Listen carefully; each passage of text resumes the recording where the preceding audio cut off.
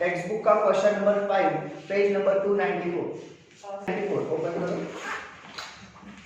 देखो क्या लिखा है क्वेश्चन में, from the following trial balance of Omkar you are required to prepare trading account and profit and loss account for the year ending 31st March 2018 and balance sheet as on that date। किसके books में entries करनी है? ओमकार के books में। तो इन दी books of क्या आएगा? ओमकार। इन दी books of Omkar क्या प्रिपेयर करने के लिए बोला है? Trading account for the year ended. कब का बोला है? 31st March 2018। सो ये लिखना है for the year ended 31st March 2018। Same meaning profit and loss को profit and loss account for the year ended 31st March 2018। Balance sheet को balance sheet as on 31st March year 2018। क्या तक done? Question में mention किया है कि कौन से अकाउंट्स ड्रॉ करने हैं। सो सबसे पहले एडजस्टमेंट के मार्क कर लेते हैं। एडजस्टमेंट में ध्यान दो। फर्स्ट एडजस्टमेंट क्या लिखिए? Closing stock value at rupees 42,000। Closing stock हमारे पास है कितना है? 42,000। तो ये हमारा कंपलसरी आइटम है। कंपलसरी आइटम ट्रेडिंग अकाउंट के क्रेडिट साइड पे क्या लिखा है? Closing stock. तो अमाउंट कितनी है? 42,000। आउटर कॉलम में लिख दो 42,000। एनुअल एडजस्टमेंट के दो इफेक्ट्स होते हैं। सेकंड इफेक्ट कहां पे जाएगा इसका? Balance sheet asset. बिकॉज़ ये हमारी प्रॉपर्टी है तो बैलेंस शीट असेट में लिखना है क्लोजिंग स्टॉक। आउटर कॉलम में लिखना है 42,000। आउटर कॉलम में लिखना है 42,000। सेकंड एडजस्टमेंट में ध्यान दो क्या लिखा है? Write off rupees 1,200 bad debts हो गए कितने? 1,200 and create a provision for bad and doubtful debts at 2% on debtors. ध्यान से सुनो, कल भी एडजस्टमेंट हुई थी सो इस एडजस्टमेंट में ज्यादा ध्यान देना है। Write off rupees 1,200 bad dates यानी पैसे डूब जाना। किससे डूब जाते पैसे? डेटर से डूब जाते। सो डेटर्स को एक टिक कर लो। डेटर्स को एक टिक कर लो। क्वेश्चन में बैड डेट्स एडजस्टमेंट में अगर बैड डेट्स वर्ड मेंशन किया तो क्वेश्चन में भी फाइंड आउट करना है कि क्वेश्चन में बैड डेट्स वर्ड मेंशन है क्या। देखो क्वेश्चन में बैड डेट्स है क्या, उसको भी एक टिक कर लो। सेम एडजस्टमेंट में आगे उन्होंने क्या लिखा है कि देखो 1,200 का तो उनको लॉस हो ही रहा है, लेकिन आगे वो बोल रहे हैं and create a provision for bad and doubtful dates. इसका क्या है? RDD। यानी उनको और डाउट क्रिएट हो गया कि 2% अमाउंट डेटर से नहीं मिलने वाली। सो डेटर्स को फिर से एक और टिक करना है, यानी 2 टिक। एंड जब 2 टिक करते हैं तो लाइन कितनी छोड़नी है? 4 लाइन छोड़नी है। Third adjustment outstanding expenses, legal expenses and wages. So legal expenses को एक टिक कर लो। लीगल एक्सपेंसेस एंड वेजेस को एक टिक कर लेना। देन फोर्थ एडजस्टमेंट है charge depreciation on office equipment and machinery. Office equipment and machinery को एक टिक कर लेना है। मशीनरी लास्ट आइटम है एंड इंश्योरेंस के नीचे ऑफिस इक्विपमेंट दिया है एंड लास्ट में दिया प्रीपेड इंश्योरेंस। इंश्योरेंस को भी एक टिक कर लो। एडजस्टमेंट के मार्क हो गए अभी। अब क्या करना है हमें? आइटम का पोस्टिंग करना है। सो फर्स्ट आइटम हमारे पास दिया है डेटर्स।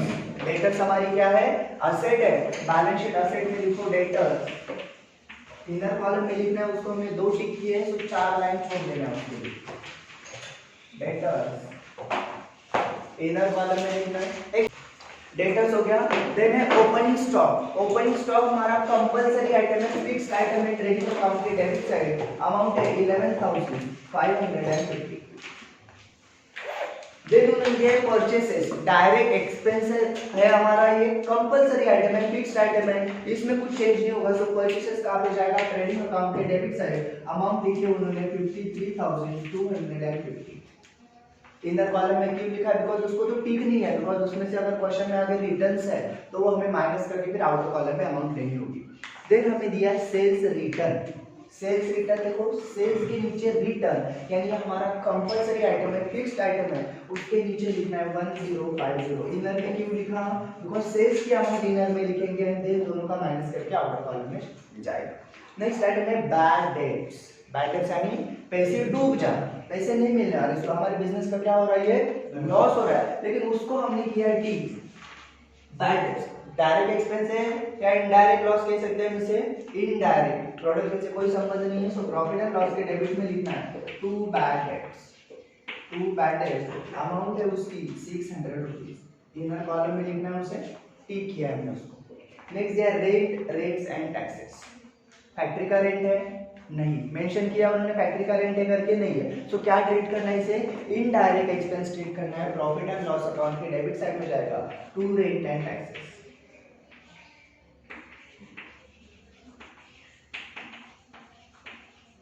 उसको कोई टिक नहीं है, 2670 डायरेक्टली आउट होगा। नेक्स्ट आइटम दिया इंश्योरेंस, कहाँ पे जाएगा, इंश्योरेंस एक्सपेंस हो गया, पैसे खर्च हो गया हमारे पास में। सो क्या डायरेक्ट एक्सपेंस या इनडायरेक्ट एक्सपेंस, इनडायरेक्ट, बिकॉज़ अगर फैक्ट्री का इंश्योरेंस अगर मेंशन किया है तो फिर हम डायरेक्ट एक्सपेंस ट्रीट करेंगे ट्रेडिंग अकाउंट के डेबिट साइड में, लेकिन यहाँ पे कोई मेंशन नहीं किया है कि कौन सा इंश्योरेंस निकाला है। सो हमें ट्रीट करना है इसे indirect expense. Profit and loss account के डेबिट साइड में लिखना है टू इंश्योरेंस, उसको टिक किया है हमने, इंश्योरेंस को किया 2400 इनर कॉलम। नेक्स्ट आइटम दिया उन्होंने ऑफिस इक्विपमेंट, ऑफिस का इक्विपमेंट यानी ऑफिस में कुछ जो भी फर्नीचर वगैरह होगा, तो ये ऑफिस के लिए, उनके बिजनेस के लिए क्या है, उनकी प्रॉपर्टी है, उनकी असेट है। सो कहाँ पे रिकॉर्ड करना है, बैलेंस शीट असेट साइड, इसको टिक किया है, तो इनर कॉलम में लिखना है।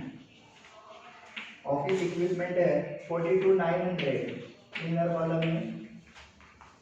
नेक्स्ट आइटम दिया फर्नीचर एंड फिक्सचर, फिक्सचर यानी क्या होता है, फर्नीचर को जब हम इंस्टॉल करते हैं तो उसे क्या कहा जाता है, फिक्सचर। अब आप मुझे बताओ, अगर आपने एक शर्ट परचेस की है 900 की, अगर वो आपको फिट नहीं आ रही है तो आप उसे क्या करते हो, अल्टर करते हो। अगर उसके लिए अगर आपने 100 रुपीज दे दिए टेलर वाले को, तो आपको शर्ट कितने में मिली प्रॉपर, 1000 रुपीज। तो हम क्या कहते हैं, शर्ट कितने में मिली, 1000 रुपीज में। क्यों कहते हैं, बिकॉज जो शर्ट आपने परचेस किया उसके ऊपर जो होने वाला एक्सपेंस है उस मेन प्राइस में आप उसे ऐड कर देते हो।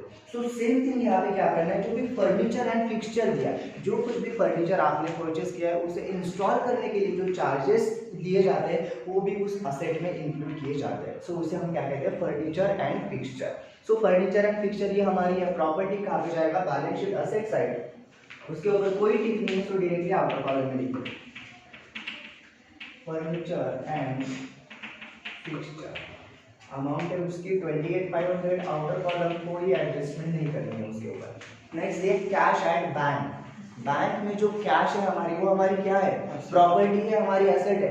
कहाँ पे जाएगा, बैलेंस शीट असेट में, cash at bank, cash at bank 32,280। Next दिया लीगल एक्सपेंसेस, एक्सपेंस वर्ड आया है यहाँ पे, एक्सपेंस वर्ड आया है, तो क्या होगा ये एक्सपेंस है हमारा, लेकिन डायरेक्ट या इनडायरेक्ट, प्रोडक्ट से कोई संबंध है इसका, गुड्स तैयार करने से, मार्केट से कुछ संबंध नहीं। लीगल एक्सपेंसेस यानी कुछ भी स्टैम्प पेपर परचेस किया होगा, कुछ केस चल रहा होगा, उसके अगेंस्ट कुछ फाइल किया होगा, सो इसके लिए जो खर्चा हुआ है उसे हम क्या कहते हैं, लीगल एक्सपेंसेस। एक्सपेंस है ना फाइनली, तो कहाँ पे जाएगा, प्रॉफिट एंड लॉस अकाउंट के डेबिट साइड लिखना है to legal expenses, to legal expenses. Amount है 3000, इनर कॉलम में लिखना है, एडजस्टमेंट करनी है, उसको हमने टिक किया है। नेक्स्ट है एडवर्टाइजमेंट, एडवर्टाइजमेंट क्या है हमारा, एक्सपेंस है, गुड्स तैयार होने के बाद होने वाला एक्सपेंस है, डायरेक्ट या इनडायरेक्ट, इनडायरेक्ट एक्सपेंस। कहाँ पे रिकॉर्ड करना है, प्रॉफिट एंड लॉस अकाउंट पे debit side to advertisement. Amount है उसकी 1800, आउटर कॉलम कोई एडजस्टमेंट नहीं करनी उसके ऊपर, कोई एडजस्टमेंट नहीं करनी। नेक्स्ट उन्होंने दिया है ब्रोकरेज, क्या दिया उन्होंने, ब्रोकरेज। देखो ब्रोकरेज का मीनिंग होता है कमीशन, ब्रोकरेज का मीनिंग होता है कमीशन, लेकिन हमने जो सीखा है कि मार्केट में जो हम कमीशन देते हैं उसे क्या कहते हैं, रॉयल्टीज। लेकिन अगर ब्रोकरेज ये वर्ड सेपरेटली अलग आ जाए तो उसे इनडायरेक्ट एक्सपेंस ट्रीट करना है, कहाँ पे जाएगा, प्रॉफिट एंड लॉस के डेबिट में।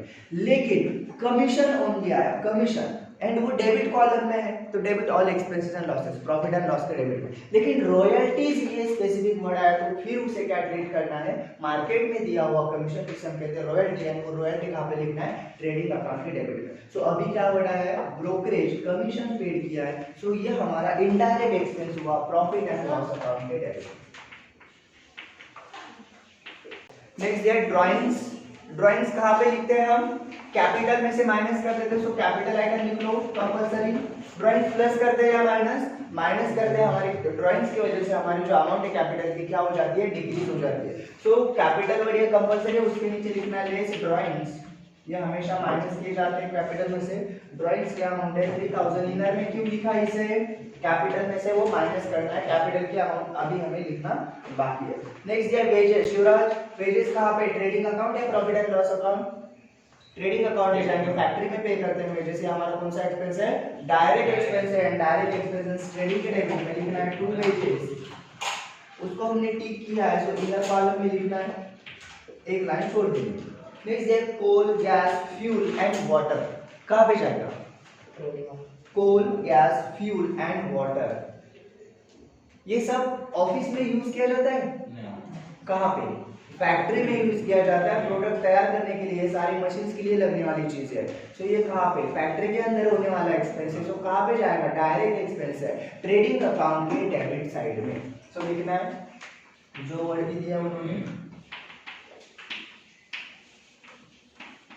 अमाउंट है उसकी 1800, एंड लास्ट दिया है मशीनरी, बताने की जरूरत नहीं है, मशीनरी हमारी क्या है, असेट है, हमारी प्रॉपर्टी है, कहाँ पे जाएगा, बैलेंस शीट असेट में, उसको हमने ठीक किया है, इनर कॉलम में लिखना है मशीनरी, 12000 इनर कॉलम। अब चलो क्रेडिट साइड, क्रेडिट साइड देखो सबसे पहले दिया कैपिटल 1 लाख से लिखा है, सेल्स कहाँ पे रिकॉर्ड करेंगे, डायरेक्ट इनकम है हमारा, डायरेक्ट इनकम ट्रेडिंग अकाउंट के क्रेडिट साइड में लिखना है 60750, इनर में क्यों लिखा, ये हमें माइनस करना है, देन आउटर कॉलम में अमाउंट जाएगी। रिटर्न आउटवर्ड, रिटर्न परचेसेस में से माइनस करना है 450, तो परचेस के नीचे लिखना है 450, ये रिटर्न आउटवर्ड है, कैरेज आउटवर्ड, कैरेज आउटवर्ड यानी वो ट्रांसपोर्टेशन चार्जेस होता है, इन दोनों में कंफ्यूजन क्रिएट नहीं करना। नेक्स्ट उन्होंने दिया है डिविडेंड रिसीव्ड 2250, डिविडेंड मिला, बिजनेस का क्या हो रहा है, डिविडेंड मिल रहा है, यानी जो आप कंपनी के शेयर्स परचेस करते हो, सो उसके ऊपर आपको एक इंटरेस्ट मिलता है, उसको इंटरेस्ट ना कहते हुए एक नया वर्ड दिया है डिविडेंड। सो ये अमाउंट आप लोगों को मिल रही है, सो बिजनेस का क्या हो रहा है, इनकम हो रहा है, बिजनेस का क्या हो रहा है, इनकम। लेकिन डायरेक्ट या इनडायरेक्ट, डायरेक्ट तो ओनली सेल्स है, इसके अलावा मिलने वाले इनडायरेक्ट इनकम कहाँ पे रिकॉर्ड करने हैं, प्रॉफिट एंड लॉस अकाउंट के क्रेडिट साइड में क्या लिखना है, by dividend received, by dividend received, amount है उसकी 2250, आउटर कॉलम में लिखना है डायरेक्टली, कोई एडजस्टमेंट नहीं है। नेक्स्ट आइटम दिया है क्रेडिटर्स, ये हमारी क्या है, बिजनेस की लायबिलिटी है, फ्यूचर में हमें उनको पैसे देने हैं, सो बैलेंस शीट लायबिलिटी में लिखना है क्रेडिटर्स, एडजस्टमेंट वगैरह कुछ नहीं है, 37500 डायरेक्टली आउटर कॉलम। नेक्स्ट ये बैंक ओवरड्राफ्ट, बैंक ओवरड्राफ्ट यानी लोन, आपके अकाउंट में जितनी अमाउंट है, आपके बैंक अकाउंट में जितनी अमाउंट है, उससे ज्यादा अमाउंट जब हम बैंक से विड्रॉ करते हैं, क्यों देंगी बैंक ज्यादा amount, as a loan. So bank overdraft यानी क्या, लोन, ये हमें कहाँ पे रिकॉर्ड करना है, फिर फ्यूचर में रीपे करना है ना, सो ये बिजनेस की क्या हो गई, लायबिलिटी हो गई, क्या लिखना है, bank overdraft, bank overdraft, amount है उसकी 24000, कोई एडजस्टमेंट नहीं है, directly outer column. And last में दिया है आरडीडी, क्या full form, reserve for doubtful debts, reserve for doubtful debts, क्या मीनिंग होता है ये भी बताया था मैंने कि एडजस्टमेंट में जो आरडीडी होता है एंड जो क्वेश्चन में आरडीडी होता है, दोनों में क्या डिफरेंस है, क्वेश्चन में अगर इनकम होता है और एडजस्टमेंट, वेरी गुड, क्वेश्चन में जो आरडीडी होता है वो हमारा इनकम है, एंड एडजस्टमेंट में जो आरडीडी दिया रहता है वो हमारा क्या है, वो लॉस है। सो ये आइटम हम एडजस्टमेंट, सेकंड एडजस्टमेंट करते समय करते हैं। चलो अब डायरेक्टली चलते हैं एडजस्टमेंट की तरफ। फर्स्ट एडजस्टमेंट क्या दिया उन्होंने, क्लोजिंग स्टॉक, इसका इफेक्ट ऑलरेडी हमारा हो चुका है ट्रेडिंग अकाउंट के क्रेडिट साइड में, एंड बैलेंस शीट असेट में, दोनों इफेक्ट्स ऑलरेडी हो चुके हैं। सेकंड एडजस्टमेंट क्या दिया, देखो right of ₹1200 bad debts, right of यानी कैंसिल कर देना, माइनस कर देना, पैसे नहीं मिलने वाले, 1200 रुपए डूब गए, किससे डूबते हैं पैसे, डेटर से, सो कहां से माइनस करना है, डेट पैसे नहीं मिलने वाले, सो इसमें प्लस करेंगे या माइनस, माइनस करने के बाद पैसे नहीं मिलने वाले, सो लिखो लेस बैड डेट्स लिखना है यहाँ पे, बैड डेट्स, कितनी अमाउंट है 1200, अमाउंट 1200 माइनस करने के बाद नीचे लेना है 43800। अब कितने मिलने वाले हमें, टोटल कितने मिलने वाले थे 45000, अब ये लॉस हो गया हमारा 1200, अब कितने मिलने वाले हैं 43,800। अब ये जो लॉस हुआ है इसका भी रिकॉर्ड हमें करना पड़ेगा, जो लॉस हुआ है। सो कहाँ पे हमारे पास ऑलरेडी प्रॉफिट एंड लॉस के डेबिट में एक बैड डेब्ट्स दिया है, हमारे पास ऑलरेडी प्रॉफिट एंड लॉस के डेबिट में बैड डेब्ट्स दिया है। अब ये पहले से ही लॉस हो चुका है, अब ये नया वाला लॉस क्रिएट हो गया। सो इस नए वाले लॉस को इसमें ऐड कर दो। क्या लिखना है, add new bad debts, add new bad debts. कितना अमाउंट है वो 1200, 1200। यहाँ तक किसी को कुछ डाउट है नहीं। अब सेकंड एडजस्टमेंट में आगे देखो क्या लिखा उन्होंने, and create a provision for bad and doubtful debt at 2% on debtors. Create provision for bad and doubtful debt at 2% on debtors. इसका मीनिंग क्या है कि अब आपको डेटर से 43,800 मिलने वाले हैं, अमाउंट रिसीवेबल है, लेकिन उनको और डाउट क्रिएट हो गया कि 2% अमाउंट अब नहीं मिलेगी। उसे क्या किया जाता है, बैड एंड डाउटफुल डेट्स, उसका शॉर्ट फॉर्म है RDD, reserve for doubtful debts. तो ये अमाउंट अब अभी आपको नहीं मिलने वाली। अगर अमाउंट नहीं मिलेगी तो प्लस करेंगे या माइनस, माइनस करना है। क्या लिखना है उसे, लेस RDD। क्या लिखना है, less RDD at the rate, कितना परसेंट बोला है उन्होंने, 2% RDD बोला। अब ये 2% अमाउंट कौन से अमाउंट पे कैलकुलेट करनी है, ये वाले अमाउंट पे नहीं, जो माइनस करने के बाद अमाउंट बची है उस पे कैलकुलेट करना है आप लोगों को। 2% जो आएगा 876, आउटर कॉलम में लिखना है उसकी टोटल 42,924। डेटर से टोटल कितने मिलने वाला था 45,000, अब सब लॉस माइनस करके सिर्फ कितना मिलने वाला है 42,924। अब ये आपका 876 क्या है, इनकम है या लॉस, लॉस है ना, पैसे नहीं मिलने वाले वो। सो ये हमारा एक नया लॉस क्रिएट हो गया। अब ये लॉस का सेकंड इफेक्ट देना पड़ेगा ना। सो हमारे पास ऑलरेडी बैड डेट्स है, उसमें हमने एक नया बैड डेट्स ऐड किया, ये हमारा लॉस है। अब फिर से नया लॉस क्रिएट हो गया, क्या लिखना है उसे, add new RDD, add new RDD। कितना है वो 876, 876। अब ये टोटल लॉस कितना हो गया आपका 2676। देखो 600 हमारा पहले से था, 1200 नया क्रिएट हो गया, ये RDD भी नया क्रिएट हो गया। तो टोटल लॉस कितना हुआ 2676, यानी टोटल लॉस कितना हो गया डेटर से आपका 2676। लेकिन क्वेश्चन में देखो, अभी क्वेश्चन में ध्यान दो, लास्ट आइटम क्रेडिट साइड क्या दिया है RDD 1200। इसका मीनिंग मैंने क्या बताया, ये आपका हुआ एक इनकम है, आपका हुआ क्या है इनकम। अब टोटल लॉस अगर आपका 2676 है, उसमें से अगर आपका इनकम 1200 हो चुका है, तो एक्चुअल लॉस कितना, कैसे कैलकुलेट करना पड़ेगा, आपके लॉस के अमाउंट में से आपकी इनकम की अमाउंट आपको क्या करनी है, माइनस कर देनी है। फिर आपको क्या पता चलेगा, आपका एक्चुअल लॉस पता चलेगा। सो हमारा टोटल लॉस यहाँ पे इधर ध्यान देना है, हमारा टोटल लॉस हुआ है 2676, लेकिन इनकम भी हुआ है हमारा। अब ये जो सारे हमने add new bad debts, add new RDD लिखा है, लेकिन क्वेश्चन में जो ये दिया रहता है RDD, इसे क्या कहते हैं हम, ओल्ड RDD। क्या कहना है इसे, ओल्ड RDD। सो अगर ये ओल्ड RDD हम माइनस करेंगे तो हमें एक्चुअल हमारे एक्सपेंस का क्या है पता चलेगा। सो यहाँ पे लिखना है लेस ओल्ड RDD, अमाउंट है उसकी 1200, आउटर कॉलम में लिखना है 1476। इस एडजस्टमेंट में किसी को कुछ डाउट है तो अभी क्लियर कर लो, बिकॉज यहाँ पे स्टूडेंट्स को बहुत कंफ्यूजन होता है कि बैड डेट्स इधर लिखा है, RDD इधर लिखा है, फिर उधर जाके वो दो चीजें जो है प्लस की, एक चीज माइनस की, क्यों किया है, किसी को कुछ डाउट है तो अभी क्लियर कर लेना। मैं फिर से एक्सप्लेन करता हूँ, पक्का समझ में आया सभी को। चलो नेक्स्ट एडजस्टमेंट पे, third adjustment, outstanding expenses. Outstanding का मतलब क्या होता है, हमें फ्यूचर में पैसे उनको देने, ये हमारी एक लायबिलिटी है। सो आउटस्टैंडिंग एक्सपेंसेस, फर्स्ट आइटम दिया लीगल एक्सपेंसेस 750। देखो हमारा लीगल एक्सपेंस जो ऑलरेडी हो चुका है 3000 है, अब ये बोल रहे आउटस्टैंडिंग है 750। सो एक्सपेंस इंक्रीज होगा या डिक्रीज, हमें देने हैं, इंक्रीज होगा। सो हमें क्या करना है, इसे ऐड करना है। सो लीगल एक्सपेंसेस में लिखो ऐड आउटस्टैंडिंग 750, आउटर कॉलम में लिखना है 3750। अब ये 750 हमें आउटस्टैंडिंग है, देने में। सो ये बिजनेस की क्या क्रिएट हो गई, लायबिलिटी क्रिएट हो गई, कहाँ पर रिकॉर्ड करना है इसे, बैलेंस शीट लायबिलिटी साइड लिखना है outstanding legal expenses, outstanding legal expenses 750 outer column. Second effect देते समय हमेशा जो एडजस्टमेंट में अमाउंट रहती है उसी का सेकंड इफेक्ट देना है, ये आउटर कॉलम की अमाउंट का सेकंड इफेक्ट नहीं देना है, ये हमेशा ध्यान में रखना है। सेम एडजस्टमेंट में लिखा है वेजेस भी आउटस्टैंडिंग है 225, वेजेस भी आउटस्टैंडिंग है, सो वेजेस हमारे पास कितने हैं 250, ये सॉरी ये वेजेस की अमाउंट है हमारे पास, वो आउटस्टैंडिंग बोल रहे, प्लस करूं या माइनस,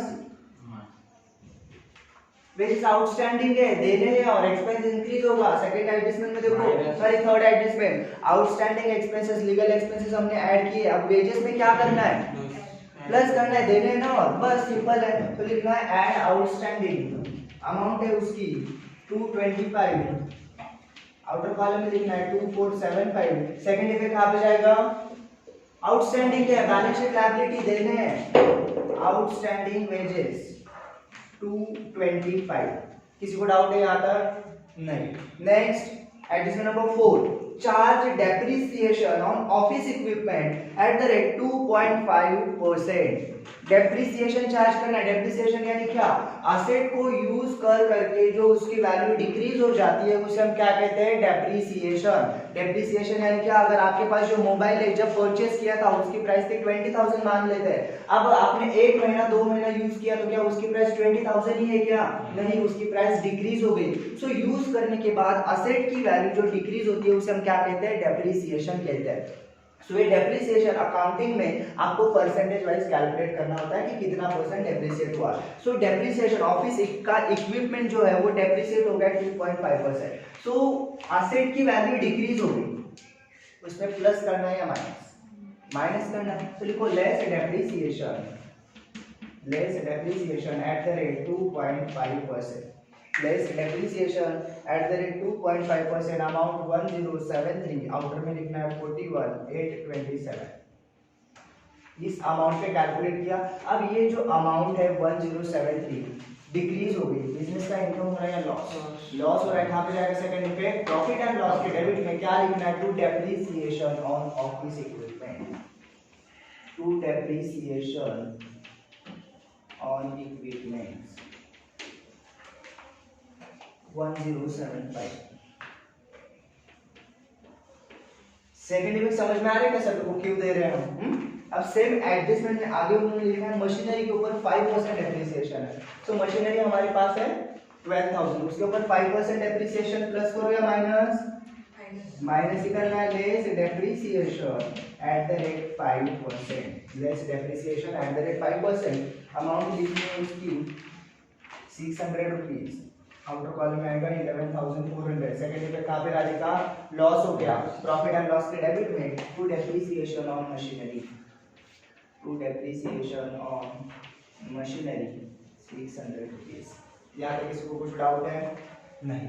अब लास्ट एडजस्टमेंट कौन बता सकता है मुझे, प्रीपेड है ना, पहले से पे किया है, जब पे करने का टाइम आएगा तो फिर से पे करेंगे क्या, नहीं। सो इंश्योरेंस जो आइटम हमने लिखा है उसमें से क्या कर देना है, प्रीपेड है, पहले से पे कर दिया है तो फिर से पे करने की जरूरत नहीं है, तो क्या लिखना है यहाँ पे, less prepaid, less prepaid, amount कितनी है उसकी 900, आउटर कॉलम में 1,500।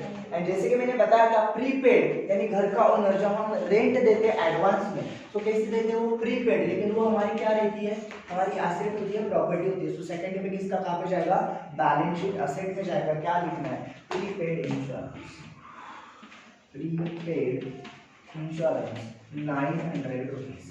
यहाँ तक किसी को कुछ डाउट है, समझ में आया सभी को, हर एक एडजस्टमेंट समझ में आ गई।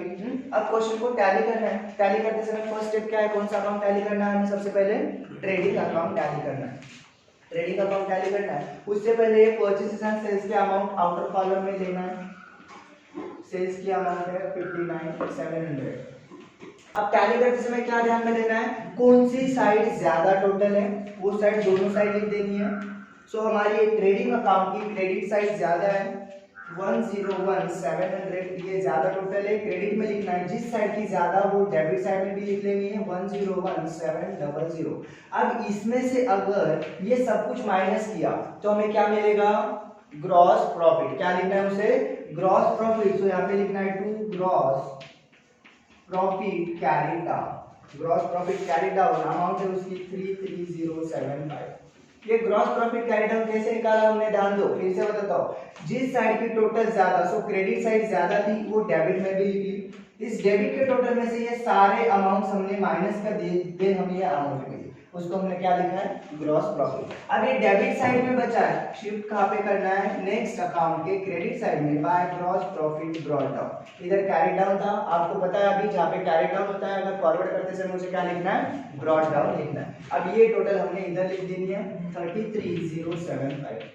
अब profit and loss account tally करना है। अब profit and loss account tally करना है, क्रेडिट साइड ही इस क्वेश्चन में ज्यादा है हमारी 325, क्रेडिट साइड ज्यादा है, दोनों साइड लिख लो फिर 35 325। अब मैं यहाँ पे लिख नहीं पा रहा हूँ ठीक से। अब इसमें से ये सब कुछ क्या कर देना है, हमें माइनस कर देना है, यानी ये इतने इनकम में से आप ये सारे एक्सपेंसेस अगर माइनस करेंगे तो आपको क्या मिलेगा, आपका नेट प्रॉफिट मिलेगा। क्या मिलेगा, नेट प्रॉफिट। तो यहाँ पे क्या लिखना है, टू नेट प्रॉफिट, वो अमाउंट है 20,356। आपको दिख नहीं रहा होगा ठीक से, बिकॉज यहाँ पे स्पेस नहीं है मेरे पास। अभी प्रॉफिट हुआ है 2356, बिजनेस में हुआ है प्रॉफिट। बिजनेस का कैपिटल इंक्रीज होगा या डिक्रीज, इंक्रीज होगा, तो कैपिटल में ऐड कर दो, ऐड नेट प्रॉफिट, कैपिटल में ऐड कर देना है नेट प्रॉफिट 20,356। अब यहाँ से ये कैपिटल था, ये नेट प्रॉफिट ऐड करना है, ये ड्राइंग्स माइनस करने हैं, एंड देन आउटर कॉलम में उसका कैलकुलेशन देना है 137,356। एंड देन अभी मुझे टोटल बताओ, ये लायबिलिटी साइड एंड ये असेट साइड की दोनों सेम आ रही है या नहीं। अगर टोटल करो एंड मुझे बताओ।